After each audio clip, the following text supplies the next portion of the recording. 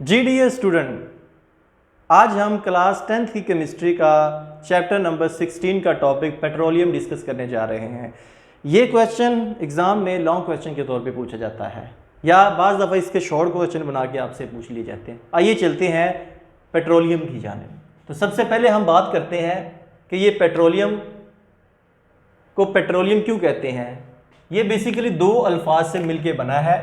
एक को हम कहते हैं पेट्रा और दूसरे को हम कहते हैं ओलियम। पेट्रा कहते हैं रॉक को, चट्टान को, ओलियम कहते हैं ऑयल को यानी तेल को। तो यहाँ से ये बना रॉक ऑयल, रॉक ऑयल, यानी दूसरे लफ्ज़ों में आप क्या लेंगे, चट्टानी तेल।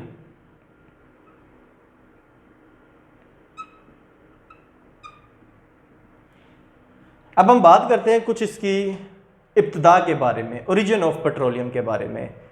पेट्रोलियम कशरी अर्ज़ के नीचे लाखों साल पहले दफन शुदा जो मुर्दा पौधों और जानवरों की डिकम्पोजिशन से बनता है।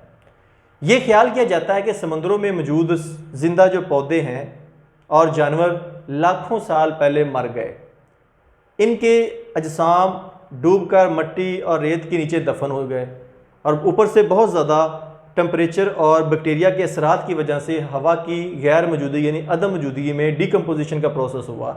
इस प्रोसेस को मुकम्मल होने में लाखों साल लग गए और मुर्दा पौधों और जानवरों के बाकियात गहरे भूरे क्रूड ऑयल में तब्दील हो गए। यानी कि इस सारे प्रोसेस में जो लाखों साल पहले जानदार मौजूद थे इस ज़मीन के ऊपर, पौधे भी और जानवर भी, जब वो डिकम्पोज हो गए, टूट गए, हवा की गैर मौजूदगी में वो भूरे रंग के क्रूड ऑयल में तब्दील हो गए, यानी कि क्रूड ऑयल में चेंज हो गए। हल्का और पानी में इनसॉल्युबल होने की वजह से ये पानी की सतह पर तैरता है। पेट्रोलियम के ऊपर पाई जाने वाली गैसी जो प्रोडक्ट्स है वो कुदरती गैस के तौर पर पाई जाती है।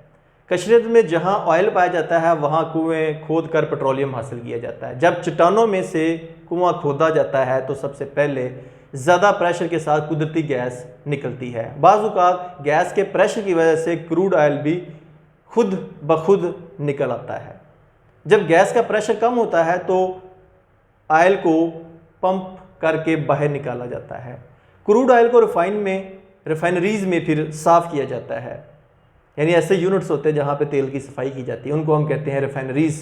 तो ये जो क्रूड ऑयल जो ज़मीन से निकाला जाता है, मुख्तलिफ हाइड्रोकार्बन का मजमूआ होता है, इसको रिफाइनरी में साफ़ किया जाता है। रिफाइनिंग प्रोसेस में क्रूड ऑयल के मिक्सचर को कई प्रोडक्ट्स यानी फ्रैक्शंस में अलग-अलग करके हासिल किया जाता है, जिसे हम फ्रैक्शनल डिस्टिलेशन कहते हैं। तो फ्रैक्शनल डिस्टिलेशन से क्या मुराद है कि मुख्तलिफ टेम्परेचर की बुनियाद पर क्रूड ऑयल के अंदर जो मुख्तलिफ फ्रैक्शंस हैं उनको अलग-अलग करना फ्रैक्शनल डिस्टिलेशन कहलाता है।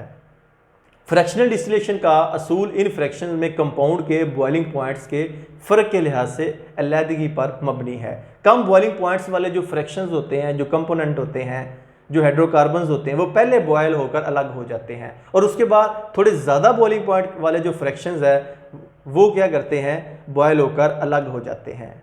हर फ्रैक्शन के बुखारात को अलग जमा किया जाता है और फिर कंडेंस किया जाता है, कंडेंसेशन के प्रोसेस से गुजारा जाता है।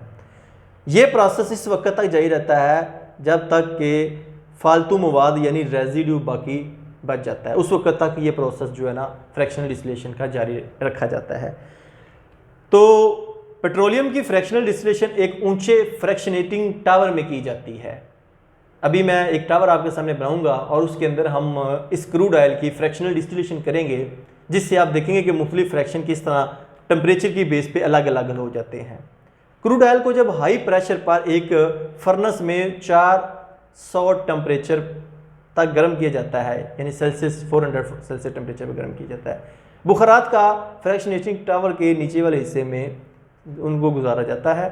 गर्म बुखारात कॉलम में ऊपर उठते हैं और बतदरीज ठंडे और कंडेंस होते जाते हैं। टावर में बुखारात मुख्तलिफ फ्रैक्शंस में मुख्तलिफ लेवल्स पर कंडेंस होते हैं। इस तरीके से क्रूड ऑयल को मुख्तलिफ हाइड्रोकार्बन की फ्रैक्शन में तकसीम किया जाता है। हर फ्रैक्शन अपनी मखसूस बॉइलिंग पॉइंट रेंज पर कंपोजिशन और इस्तेमाल रखती है। अब हम बात करते हैं वो फ्रैक्शनेशन टावर क्या है जो पेट्रोलियम की फ्रैक्शनल डिस्टिलेशन के लिए इस्तेमाल किया जाता है। तब अब मैं एक आपके सामने टावर ड्रा करूंगा, इसको गौर से समझिएगा। बड़ी सिंपल सी डायग्राम बनाऊंगा, एग्जाम के अंदर आपने बनानी होगी। एक टावर इस तरह करके बनाऊंगा मैं आपके सामने, तो ये देखिएगा कुछ इस तरह करके आपने एग्ज़ाम में टावर बना देना है। कोई इतना मुश्किल नहीं है, सिंपल डायग्राम भी बनानी है आपने। इसकी यहाँ तक लाएं, उसके बाद इसको यहाँ ऐसे कर, ये देखिएगा। अब आप नीचे से कुछ इस तरह डायग्राम इसकी बना दें। अब आपने मुख्तलिफ इसके कंपार्टमेंट बनाने हैं। इधर आपने क्या करना है, फर्नेस इसके साथ अटैच करें।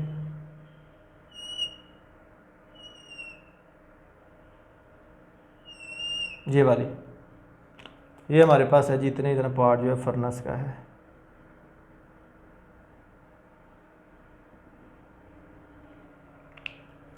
इधर से हम क्या करेंगे, पेट्रोलियम जो है वो ऐड करेंगे। कौन सा पेट्रोलियम, ये जो अभी हमने बात की है क्रूड ऑयल, वो इधर से हम ऐड करेंगे। और यहाँ पे टेम्परेचर हमने कहा था कि 400 सेल्सियस टेम्परेचर देना है। और ये इतना पार्ट क्या चीज़ है, ये हमारे पास है जी फर्नेस, भट्टी जिसे हम कहते हैं, गर्म करने के लिए इस्तेमाल जिसे हम करते हैं। उसके बाद अब मैं इसके कुछ चैम्बर्स बनाऊंगा जहाँ पे मुख्तलिफ फ्रैक्शन जो होंगी वो अलग अलग होंगी। यहाँ पे एक बनाऊंगा ऊपर सबसे, उसके बाद यहाँ पे दूसरी फ्रैक्शन से ड्रा करूँगा। आप सिंपल भी बना सकते हैं या जिस तरह आपकी बुक में कोई डिज़ाइनदार बनी हो आप वैसे भी ड्रॉ कर सकते हैं, जैसे आपकी मर्ज़ी है।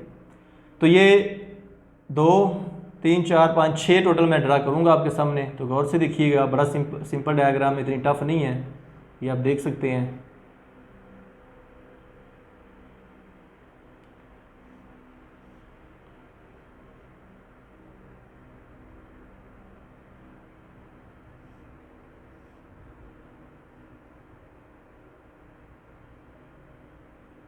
एक 2 3 4 5 6 पॉइंट आपने इसके इस तरह ड्रॉ करने हैं।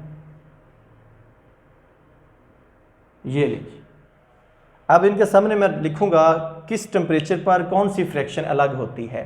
तो जब हम इधर से क्रूड ऑयल को दाखिल करते हैं फर्नेस के थ्रू 400 सेल्सियस टेम्परेचर प्रोवाइड करते हैं, तो ये जो हाइड्रोकार्बन का मजमू होता है क्रूड ऑयल के अंदर वो मुख्तलिफ टेम्परेचर यानी बॉइलिंग पॉइंट्स की बेस पे वो अलग अलग होना शुरू होते हैं। तो सबसे पहले petroleum gas up to 25 Celsius तक, यानी कि 25 डिग्री सेल्सियस तक यहाँ से जो पेट्रोलियम गैस है वो निकलेगी,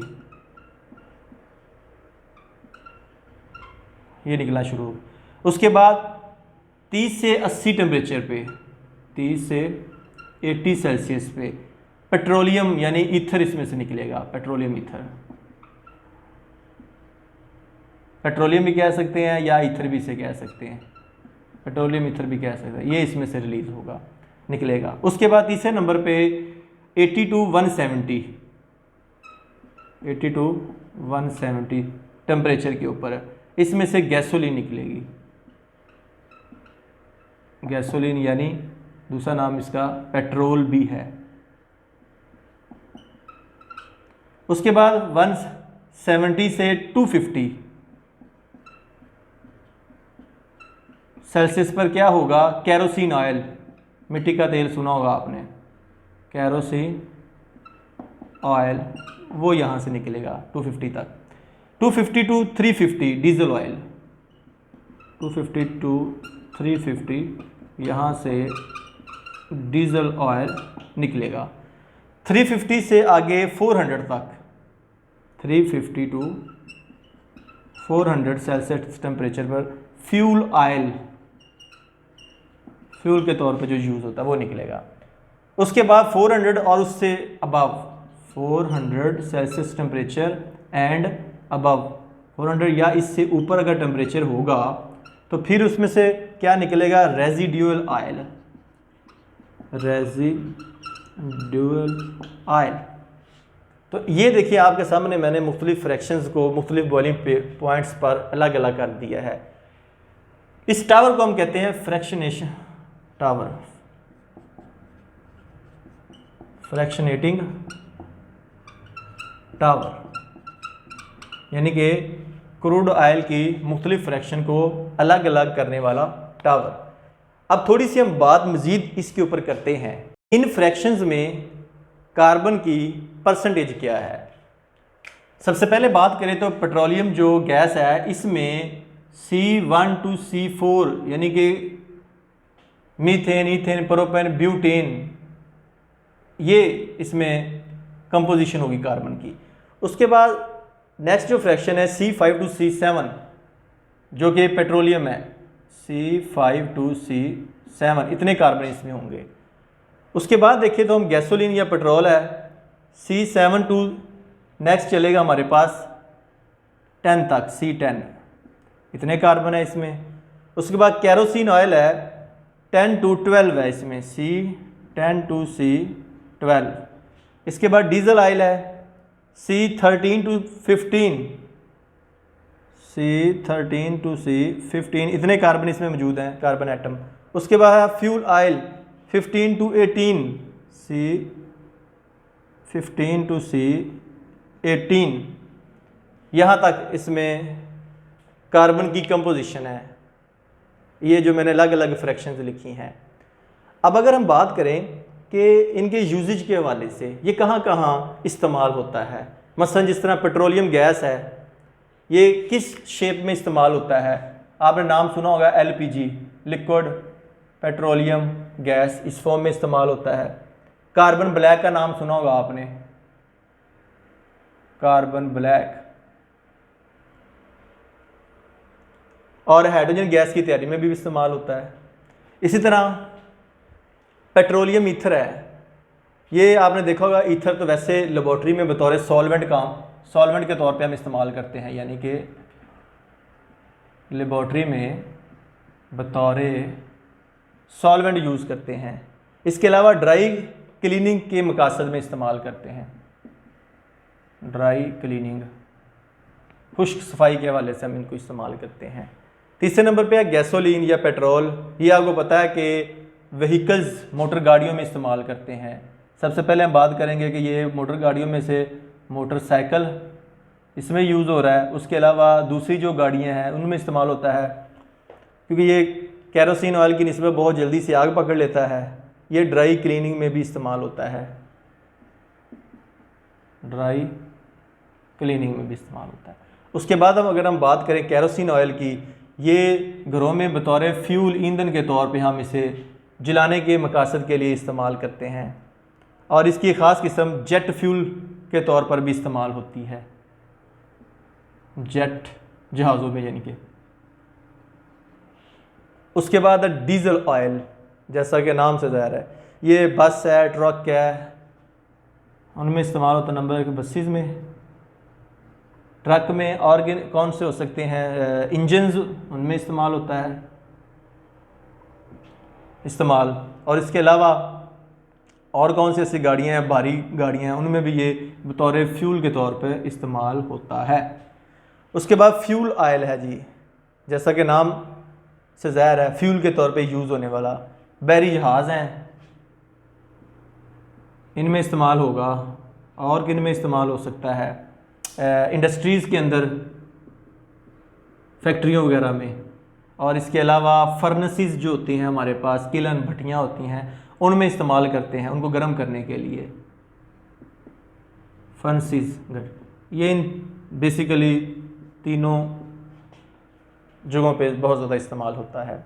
उसके बाद नीचे हैं तो रेजिडुअल ऑयल है, इस टेम्परेचर पर ये वेपोराइज नहीं होता तकरीबन, और इसे जमा कर लिया जब फ्रैक्शनल डिस्टिलेशन के लिए 400 सेल्सियस से ज़्यादा टेम्परेचर पर इसे गर्म किया जाता है। रेजिडुअल ऑयल की 4 मेजर फ्रैक्शंस होती हैं, 4 इसमें मेजर चीज़ें पाई जाती हैं। उनमें नंबर 1 तो लुब्रिकेंट्स के तौर पर ये यूज़ हम कर सकते हैं। उसके अलावा पैराफिन वैक्स, पैराफिन वैक्स के तौर पे, और उसके अलावा असफाल्ट, ये जो रोड के ऊपर डाली जाती है बजरी के ऊपर लुक वगैरह। उसके अलावा ये पेट्रोलियम कूक के तौर पे इनमें ये यूज़ की जाती हैं। तो ये था हमारा आज का टॉपिक कि पेट्रोलियम क्या है, पेट्रोलियम की इब्तिदा कहाँ से हुई, और पेट्रोलियम की फ्रैक्शनल डिस्टिलेशन से किस तरह मुख्तलिफ़ किस्म के हम जो फ्रैक्शंस हैं, जो कंपोनेंट है, उनको हम अलग अलग करते हैं फ्रैक्शनेटिंग टावर के अंदर, और हर फ्रैक्शन में कार्बन की कितनी परसेंटेज है और वो कहाँ पे यूज़ होता है, इस्तेमाल होता है। तो ये सारी बातें आज के इस लेक्चर में मैंने आपको मुकम्मल तौर पर बयान कर दी हैं। उम्मीद करूँगा कि आपको मुकम्मल तौर पर इस पेट्रोलियम टॉपिक की अंडरस्टैंडिंग डेवलप हो चुकी होगी। और अगर ये वीडियो पसंद आई है, इसे लाइक कीजिए, अपने दोस्तों के साथ शेयर कीजिए। और अगर आप न्यू कमर हैं या आपको साबिका वीडियो वसूल नहीं हो रही, तो आप मेरे इस प्रैक्टिकल वीडियो चैनल को सब्सक्राइब करें। आपके राइट साइड पे एक सब्सक्राइब का बटन बना हुआ, उसे दबाइए, उसके साथ बेल आइकन ऑल पे क्लिक कीजिए।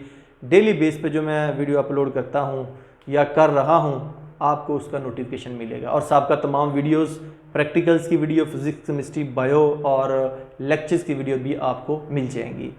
तो आप सब दोस्तों को, बच्चों का, कुलीग्स का बहुत ज़्यादा शुक्रिया अदा करूँगा जो इन वीडियोस को देखते हैं, लाइक करते हैं, शेयर करते हैं और अपने पॉजिटिव ख्यालात का इजहार करते हैं। तो इन अल्फाज के साथ नेक्स्ट वीडियो तक आपसे इजाज़त चाहूँगा। अपना बहुत ज़्यादा ख्याल रखिएगा। अल्लाह हाफिज़।